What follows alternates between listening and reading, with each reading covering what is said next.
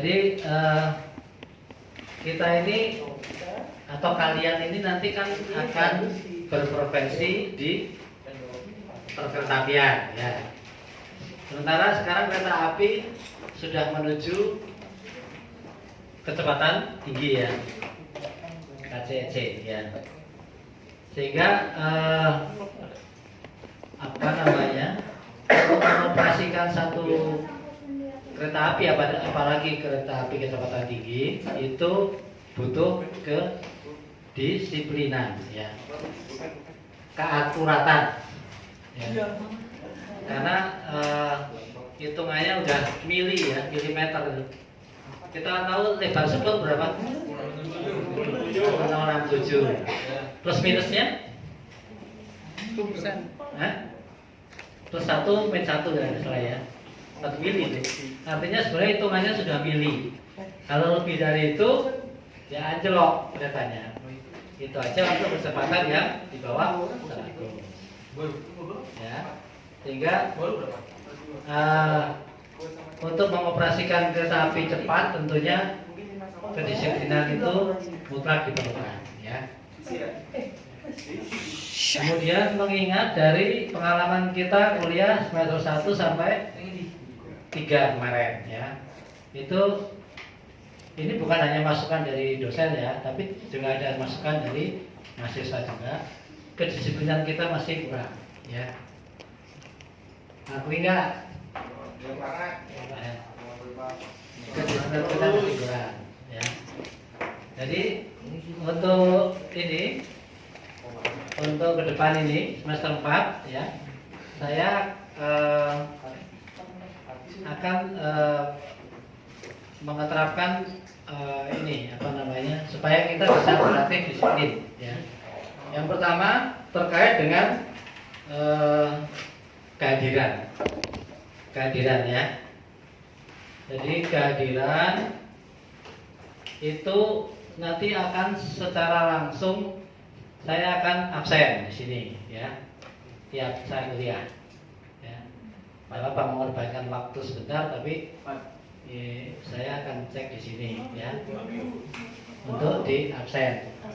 Kemudian kalian absen itu apa namanya, nanti itu daftar absen, saya absen di Syaka ya. Ketentuannya kalau ada yang tidak masuk ya, biasanya kalau yang ada izin itu sudah ada suratnya biasanya. Tapi kalau yang sakit biasanya suratnya belum menyusul kan ya. Jadi selama hari itu nggak ada ya, absennya akan saya disyakat, akan saya tulis tetap tidak masuk tanpa keterangan ya. Kecuali hari berikutnya dia sudah bisa memberikan surat. Nah itu nanti akan kayak ganti gitu ya. Yang izin juga demikian. Syukur-syukur kalau sudah ada sebelumnya, jadi absennya sudah I gitu ya. Contohnya ini ada kelas B ya gitu. Kemudian terkait kehadiran ini tentunya nanti terkait dengan boleh ikut sertaan di dalam ujian. Itu sudah aturannya seperti itu ya. Jadi tidak boleh lebih dari 3 minimal kuliah minimal mengikuti kuliah minimal 12 kali ya. Ya. Jadi enggak lah 11 ya. 11 ya. Jadi kalau lebih dari itu absennya ya boleh ujian, cuma nilainya otomatis memang nggak keluar ya. Itu yang kita sepakati. Kemudian kembali lagi ke kehadiran tadi itu, kehadiran ya, itu tiap harinya itu kita akan batasi keterlambatan ya. Itu kita sepakat aja berapa menit maksimal. 10 Pak. Kebanyakan 15 ya, biar sama dengan B ya. 15 menit terlambat itu silakan boleh masuk. Cuma sudah tidak absen, dianggap tidak ada ya. Siap, sepakat ya? 15 menit sudah terlambat datang, silahkanlah masuk, nggak apa-apa, silahkan. Cuma sudah tidak ada absen, ya. Kemudian kita sepakati juga, karena ini kita mulainya jam 1 ya. Saya juga merasakan terlalu pepet ini untuk sholat, untuk makan. Kita undur seperempat jam, oke? Jadi hitungan batas seperempat jam terlambat tadi dari 13 seperempat, ya. Cukup ya kalau sampai 13 seperempat ya, untuk makan, untuk ini dan sebagainya. Jadi artinya setengah 1 sudah Masuk. setengah 2, kalau ada yang masuk sudah tidak ada absen, ya. Sepakat ya.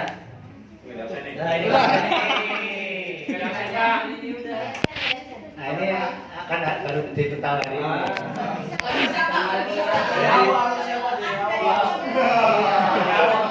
Panik. Lain. Kebiasaan Pak. Iya. Kebiasaan hilang. Ya itu ya. Kalau itu bakal saya tambah. Nah, mengenai kehadiran, kaitannya dengan dan terus tiap harinya itu harus bagaimana. Terus yang berikutnya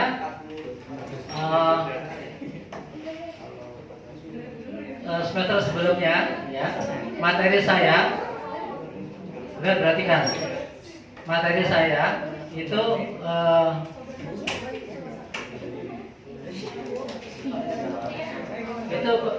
detail, agak detail gitu ya. Nah, saya anggap ini kan daripada pengalaman kuliah ya, 3 semester. Maka nanti tampilan presentasi saya itu hanya berupa poin-poin ya. Jadi banyak uraian saya ya yang melengkapi poin-poin itu semua nanti menjadi bahan dari ujian itu sendiri ya. Jadi silakan yang dianggap penting dari omongan saya ada, kalau nggak penting silakan nggak ada. Jadi jangan sampai nanti kalau misalnya open book, Pak ini di aku nggak ada Pak, ya memang nggak ada karena ini dari omongan saya gitu ya. Jadi polanya agak lain dengan yang kemarin agak rinci tuh ini ya. Jadinya juga dari situ aja. Jadi kalau sekarang saya banyak uraian saya aja, ini hanya poin-poin. Apalagi dari pengalaman kemarin ya, kalau ujian yang kemarin itu saya lihat semuanya jeblok semua ini. Jadi bingung saya kemarin tuh nilainya ini. Yang paling membantu tuh kemarin UTS-nya ya. UTS-nya lumayan, itu yang membantu nilainya. Cuma ada sayangnya, nggak tahu dari kelas A atau kelas B, kemarin UTS-nya kurang bagus, kita beri kesempatan untuk tugas memperbaikan, nggak ngumpul juga. Ya. Nah itu ya kalian sendirilah tentunya ya. Kan kembali ke mahasiswa juga gitu ya. Jadi tolong nanti kalau ada tugas-tugas ya dikerjakan ya. Dikerjakan, dikumpulkan sudah poin itu. Nah, dikerjakan dan betul lah itu bagus ya. Artinya kalian tuh apa namanya responsif lah, dan tugas kerjakan.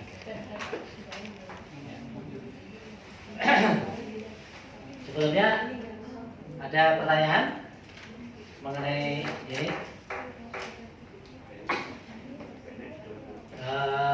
metode kuliah kita.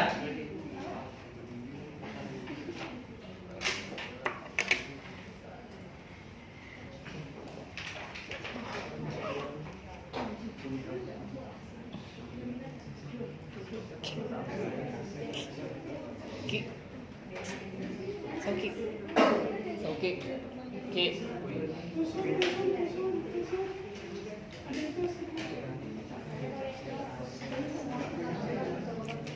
Jadi saya ya, sekarang ke materi kuliah ya. Ya, Pak. Ke materi kuliah ya. Parah. Oh nanti dulu. Ya saya kan mau absen kan itu ya. Udah clear semua? Udah, Pak. Udah semua? Ada yang mau absen? Udah lulus. Langsung kasih. Oh, Oke, ini waktu kelas B saya coba saya absen lewat siakat di sini. Ternyata juga apa namanya nggak mudah juga, siakatnya masih apa namanya masih kurang canggih kelihatannya, banyak ini ya blanknya. Tapi saya coba dulu ini ya. Oke, Pak. Ini kelas B ya.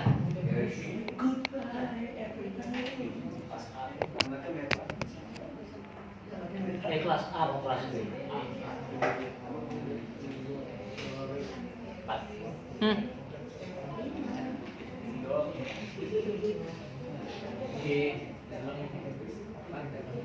Di samping kelihatannya jaringannya remote juga, siatatnya juga ini ya.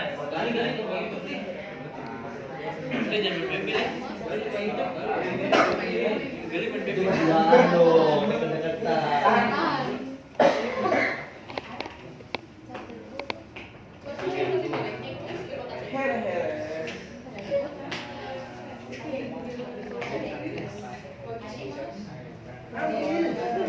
Ini berarti pagi tadi kuliah apa? Pagi tadi sudah ada kuliah? Ya. Baik dengan nom. Baik dengan nom ya. Di lantai 3.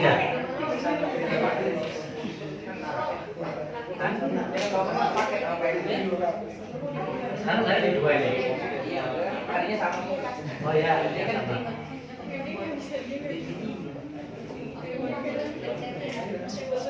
Hey.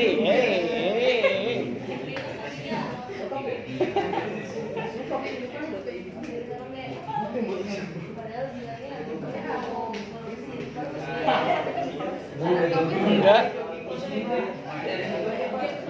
Oke, ini karena siakannya juga masih sulit ya.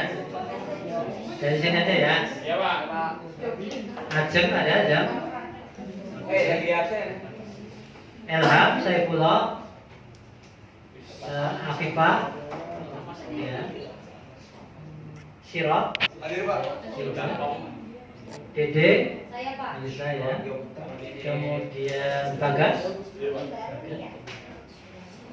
Galang, Galang tidak ada. Ya. Agra, ada. Kemudian Jaka Perdana, oke. Silvi, Saya Pak. Silvi ada. Adik, ada ya. Pasca, Hadir, Pak. hadir. Saiful, Ya. padahal Saiful itu yang WA kan saya ya. Gitu udah Iya. istirahat baru nyampe katanya. Yang WA saya Pak, besok kuliah loh Pak, katanya gitu. Terus sekarang saya Kecapean Pak, nggak ada perjalanan. dari mana sih dia?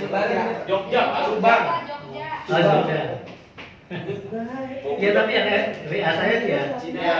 Pak, memberitahukan, Pak ingatkan besok kuliah perdana Pak. Oh ya, insya Allah saya jaga. Oh, jaga kan? Emang gitu orangnya. Nyalo. Denny, oke. Alfat, Pak. ya. Martua, Andrian, Hadir Pak. Rista, Enggak ada, Pak. Rista nggak ada ya. Daniel, ya. Mario, Hadir, Pak. hadir. Mario, ya. Kemudian Nurul, Itu ada ya. Fatia, Fajar, ya. Anastia, Panitia. Aduh, Alfalah. Mangara, ya. Kemudian Muhammad Sauki, Oke. sama Tia. Ya. Ya. Ini satu lagi berarti yang belum Beda jalur. ada ini yang belum ini juga belum isi KRS. Ayo coba. Mario kan sudah ada. Ya udah, Pak. Oh, ini ditulis di sini, ini di sini ya. Berarti Aduh, iya. 28 ya.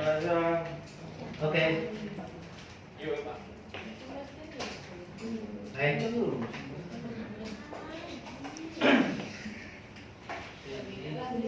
Sekarang kita ke materi. Jadi saya boleh lagi diberi apa namanya? Tugas untuk berikan mata kuliah pengetahuan dasar, emplasemen dan bangunan stasiun. Tolong dicek apakah betul itu kode mata kuliahnya itu ya. MTK 1021 ya. Tolong dicek.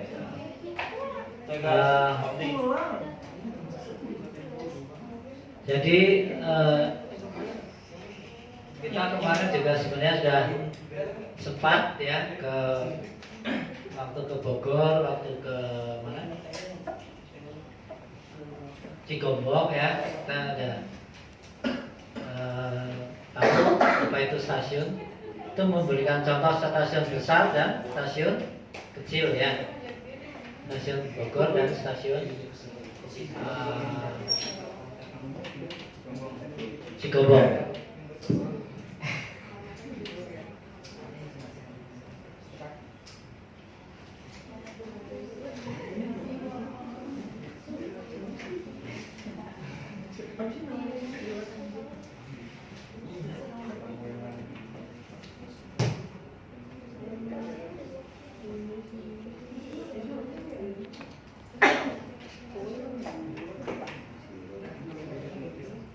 Biasa ini aturan kuliahnya ya. Saya minta kalian aktif lah dalam diskusi ya. Jangan speakan dari saya saja. Kemudian nanti kita sepakati paling lambat 15 menit ya. Supaya kita tidak saling mengganggu. Kemudian dilarang menafsirkan dan diabsenkan teman ya. Jelas. Berpakaian yang pantas dan sopan. Tidak memakai sandal jepit dan sejenisnya. Handphone dalam kondisi nonaktif ya, supaya tidak mengganggu. Kehadiran akan digunakan sebagai kondisi untuk mengikuti ujian akhir. Itu sudah kita sepakati bersama. Ujian akhir bisa diikuti jika kehadiran minimal 80% ya. Kemudian jadwal kuliahnya hari ini, hari Kamis. Untuk kelas A itu jam 13 sampai jam 14.40 karena 2 SKS ya di ruangan ini. Kemudian penilaian seperti yang lalu-lalu juga, kehadiran 10%, tugasnya 20%, ujian tengah semester 30%, ujian akhir semester 40%. Jadi tugasnya itu bisa nanti tugas di kelas ataupun tugas di rumah. Untuk buku referensi itu yang pertama American Railway Engineering Association ya, itu sebenarnya banyak menyinggung masalah track ya, tapi tolong perhatikan ya, tapi untuk stasiun juga dibahas di sana. Kemudian ada Railway Station Planning, Design and Management, Julian Ross tahun 2000. Ini juga menurut saya perlu disampaikan ke mahasiswa, bagus juga. Kemudian peraturan menteri dan peraturan dinas. Nah kemarin kan saya sudah dapat mata kuliah perundang-undangan ya. Pernah dibahas mengenai peraturan menteri tentang stasiun tuh? Udah. Tentang stasiun kan ada ya? Sudah ya, bahas ya. Jadi saya ngulang aja nanti kalau itu. Iya, Pak. Jadi ada PM nomor ya. PM-nya nomor tentang stasiun itu ya. Nanti kaitannya juga dengan PM terkait dengan pelayanan minimal ya. Karena kalau kita bicara stasiun ini adalah bicara pelayanan kita kepada penumpang ya. Kita ada PM-nya sendiri. Kemudian nanti juga ada peraturan dinasnya. Begitu ya. Ini sebagai referensi kita. Oke, yang pertama saya akan bicara perihal stasiun yang sifatnya umum ya, untuk pengetahuan kita. Sebenarnya kalau kita ketemu kata stasiun, apa yang ada di dalam benak kita? Kereta. Jadi pasti ada hubungannya dengan kereta gitu ya. Rame. Ya. Ya, itu penampakan luarnya gitu ya. Ya. Stasiun ya. Jadi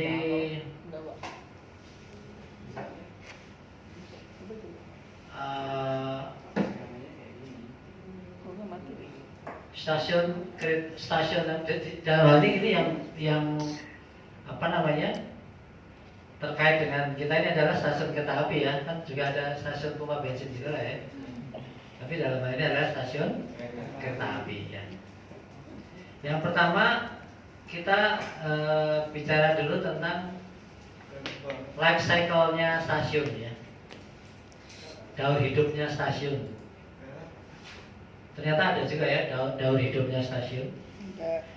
Jadi kalau kita lihat stasiun yang ada di kita ini ya, itu kebanyakan dulu memang dibangun oleh Belanda ya. Banyak contoh-contoh yang masih ada sekarang, dan bisa kita lihat sekarang ini keberadaan stasiun pada saat itu ya, bagus ya. Kemudian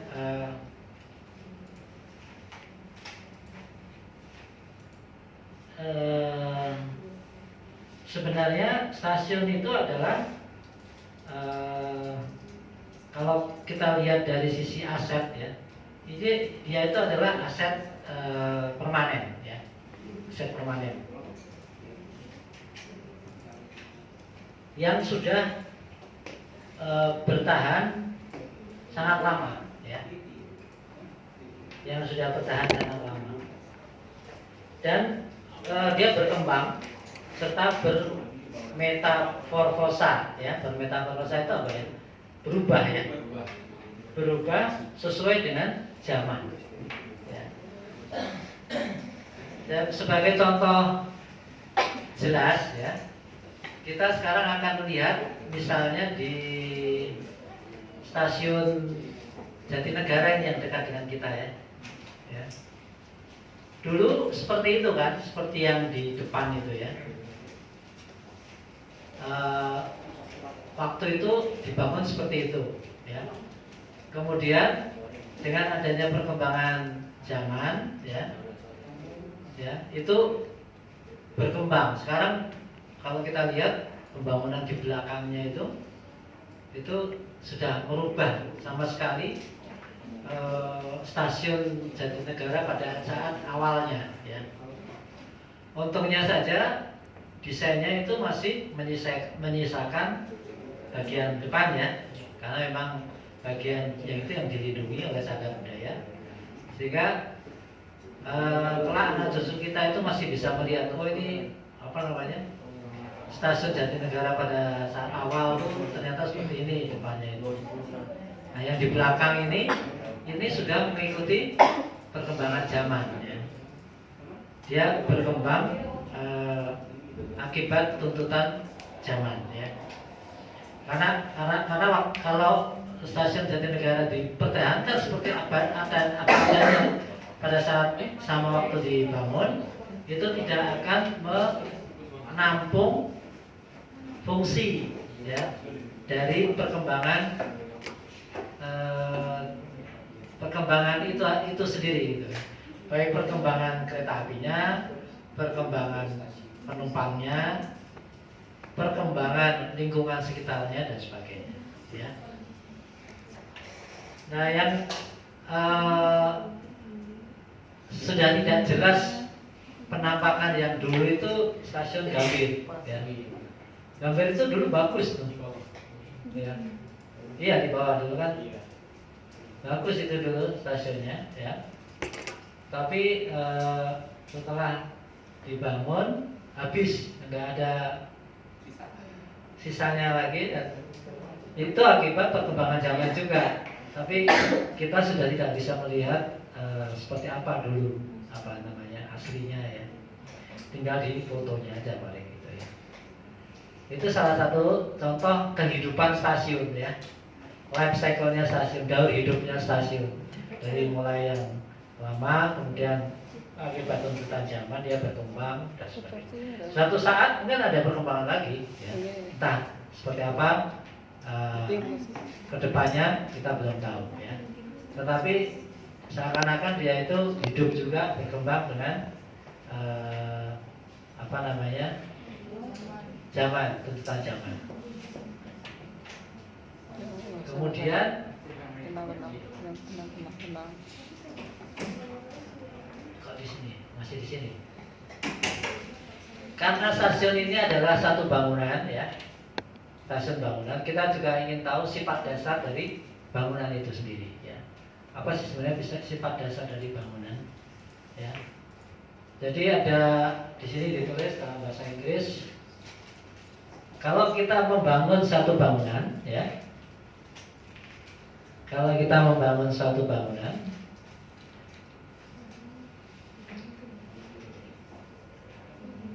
apa ini bahasanya? We shape our buildings, ya. Ternyata they shape us. Mereka juga membangun kita sebenarnya. Apa maksudnya itu? Kita membangun bangunan nih, kemudian kita berada di dalamnya. Bangunan itu akan membangun kita juga. Ya. Artinya membangun perilaku kita, ya. Membangun perilaku orang yang ada di dalam bangunan itu.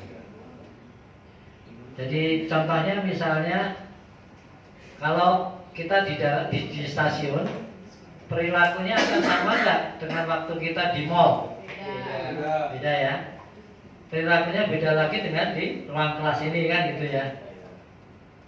Di stasiun itu ada tersedia di situ hallnya dulu, kita ketemu hall, kemudian ada loket, kita baru beli tiketnya, masuk, kita ketemu ruang tunggu, misalnya kita tunggu di situ. Di situ ada apa namanya, toiletnya, ada tempat orang jual-jualan, ada ATM ya. Kemudian baru nanti kalau keretanya sudah tersedia, kita ke peron naik kereta gitu ya. Perilakunya seperti itu kan ya. Kalau di apa namanya tadi, di mall gimana di mall? Masuk tanpa tiket kan ya? Masuk saja, langsung bisa keliling-keliling cari apa namanya kebutuhannya dan sebagainya. Jadi itu yang dikatakan bahwa bangunan itu juga membangun perilaku kita juga. Ya. Kita membangun bangunan, tapi bangunan itu sebenarnya juga membangun kita juga. Ya. Oleh karena itu para perancang bangunan, arsitek itu selalu kalau sebelum menciptakan bangunan, sebelum membangun bangunan, dia akan mempelajari perilaku orang yang akan menempati bangunan itu. Ya. Jadi perilakunya apa sehingga dia akan menyediakan ruangnya gitu. Ya. Itu sifat dasar dari bangunan. Ya. Kemudian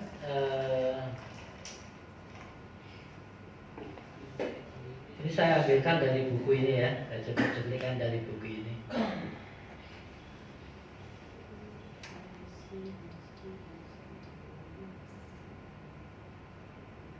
Prinsipnya itu tadi apa yang disebut dengan sifat dasar dari suatu bangunan. Ya.